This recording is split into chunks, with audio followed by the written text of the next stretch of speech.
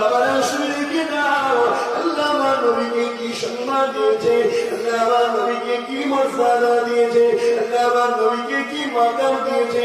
আমার নবী পাক বলতে লেগেছে ওই সকল উম্মতি গুলো জাহান্নামের দরজা ঘুরে যখন দাঁড়িয়ে যাবে, জাহান্নামে তার রক্ষী ফেরেশতা বলবে তোমরা কারা গো, তোমাদের চেহারাটা বিকৃত হয়ে গেছে, তোমাদের সঙ্গে কোন শয়তান নাই, তোমরা কারা গো। জাহান্নামের দরজা আদামের ডাক শুনে ওই বান্দা আমার নবীর উম্মত গুলো আমার নবী পাকে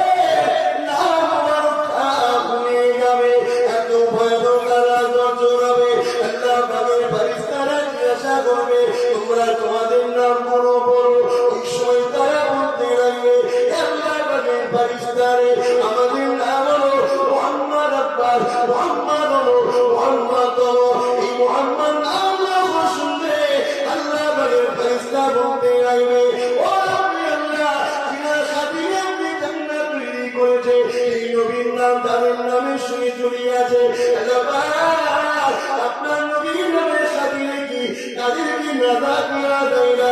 আমার আল্লাহ পাকের ফেরেশতারা এই আরশ যখন জানাবে আল্লাহ রহমতে দুনিয়া জোশ মেরে দিয়ে বলবে আমার ফেরেশতারে আমার হাবিবের নামকে নিজের নামের সঙ্গে চুরিয়ে রেখে দিয়েছে, আমার হাবিবের নাম কি চিন্তা রেখেছে।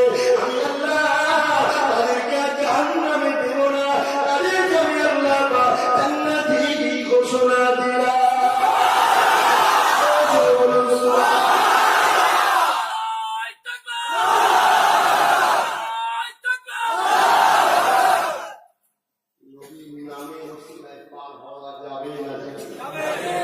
বিশ্বাস আছে না নাই? যদি থাকে পাক্কা ব্যবস্থা ইনশাআল্লাহ নামাজ পড়ে যদি জান্নাত যাওয়া যেত তাহলে ইবলিস তো আগে যাবে। 6 লক্ষ থেকে 7 লক্ষ বছর নামাজ পড়েছে। এলেম শিখলে যদি জান্নাত যাওয়া যেত তাহলে ইবলিস তো ফারিস্তাদের ইমাম ছিল, শিক্ষক ছিল। জান্নাতে যখন বুঝতো আর ফারিস্তারা বলে দিত ভাই